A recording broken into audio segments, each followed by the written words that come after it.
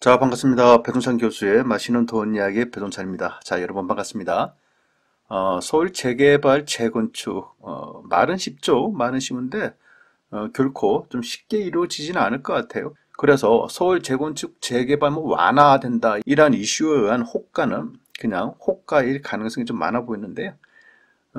그만큼 또 그래요. 뭐 호가가 이렇게 올랐다 하더라도 뒤에서 받쳐주는 매수세가 있어야 되는데 이러한 매수세가 있냐 없냐 이 부분이 매우 좀 중요하겠죠. 또한 앞으로 오세훈 시장 측에서나 또한 정부 측에서 또 어떻게 대응할 것이냐 이 부분 또한 우리가 또 살펴봐야 되겠죠.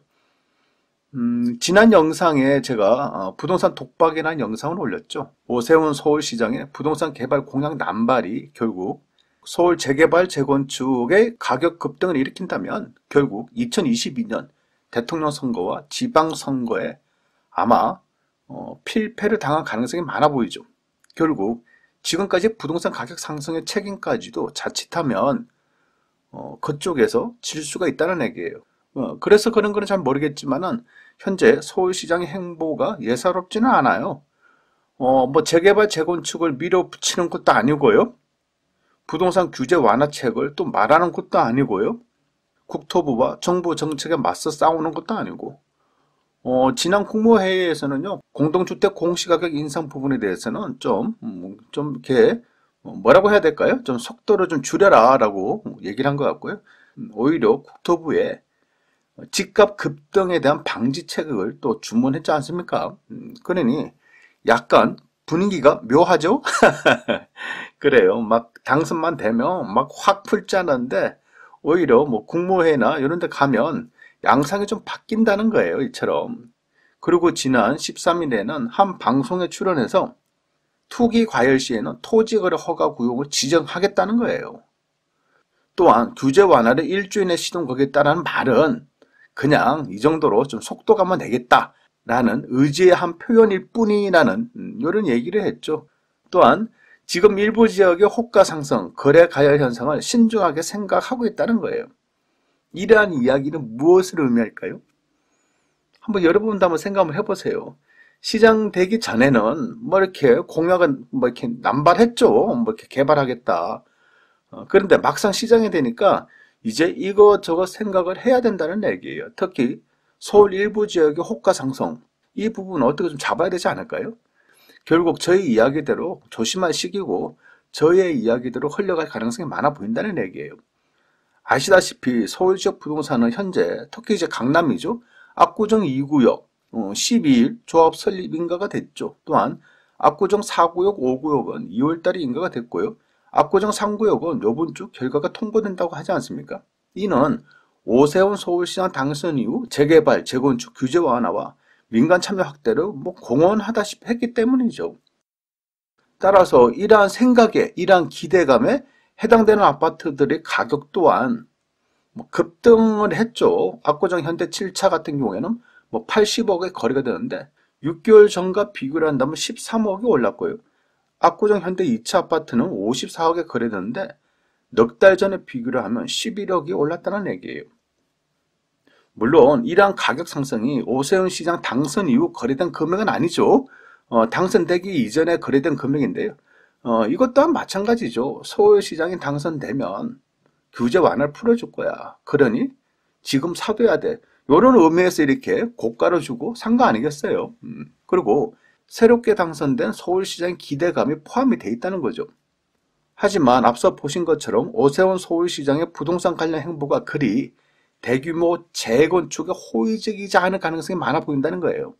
자칫하다가는 본인 책임으로 인해서 내년도 선거까지 망치게 될 가능성이 있으니까 규제 완화의 속도를 다소 늦춘다든가 대규모 공급보다는 소규모 재건축 공급에 더 중점을 둘 가능성이 많아 보인다는 거죠. 따라서 지금의 강남, 목동, 강북의 재건축 이슈는 부동산과 일부 소유자들의 호가 상승, 그리고 언론에서의 호가 매덕이 올랐다. 이러한 자극적인 기사 때문에 더 오른 이런 경우일 수도 있다는 거예요. 결국 중요한 거는 이처럼 호가는 어쩔 수 없이 상승할 수도 있어요. 집주인과 부동산에서 가격 호가를 올리고 이것을 그냥 거래되는 금액이냐 또 언론에서 퍼뜨려 버린다면 그렇지 않습니까? 갑자기 뭐 6억이 오른 거로 6억이 올랐다라고 한다면 6억이 오른 거로 되지 않습니까? 그러니 조심스럽다는 거예요. 이런 부분이. 결국 가장 중요한 거는 수요자가 있어야 돼요. 호가가 올랐지만은 누군가가 사줘야 되는데 갑자기 뭐 6억이 올랐는데 이거 누가 사겠냐는 거예요. 또 지금 분위기를 놓고 보셔야죠. 누가 사겠냐는 거예요, 이게. 그리고 기대감은 기대감에 그칠 가능성도 있다는 거예요. 지금 부동산 시장에서 제일 중요한 거는 서울시장 재건축 재개발 이슈가 아니라면요. 현재로서는 양도세, 종부세, 취득세, 중과세 지금 뭐 세금 때문에 휘청하지 않습니까? 그리고 대출 규제, 부동산 거래 규제 등으로 부동산 매수자가 많지 않다는 거예요. 작년하고 틀리다니까요.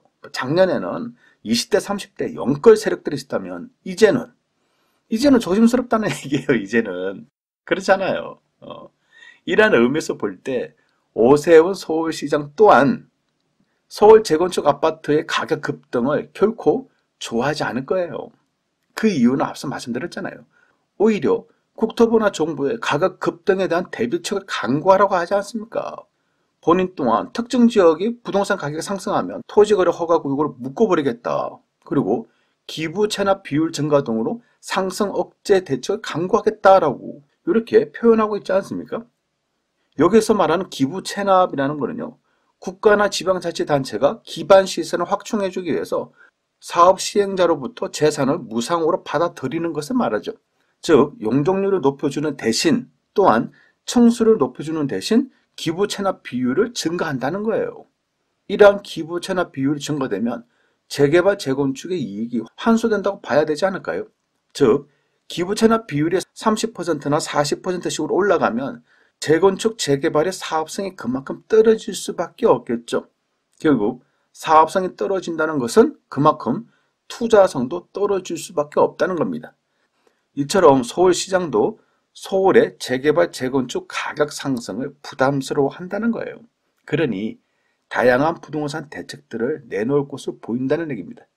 결국 이러한 대책들이 실제적으로 나온다면 지금까지는 막 서울의 재개발 재건축 이제 규제를 완화해준다 따라서 호가를 올리자 이런 분위기였다면 토지거래 허가구역 묶어버리고 기부 체납 비율을 증가해버리면 결국 사업성이 떨어지면 뭐가 될까요? 가격은 떨어질 가능성이 많아 보인다는 얘기죠. 결국 실제적으로 이러한 대책들이 막 발표가 되면 그 시점에 서울의 호가 상승은 딱 하고 멈추지 않을까요? 아무튼 조심할 시기라고 판단이 됩니다. 이상까지 배종찬 교수의 맛있는 도움 이야기였습니다. 감사합니다.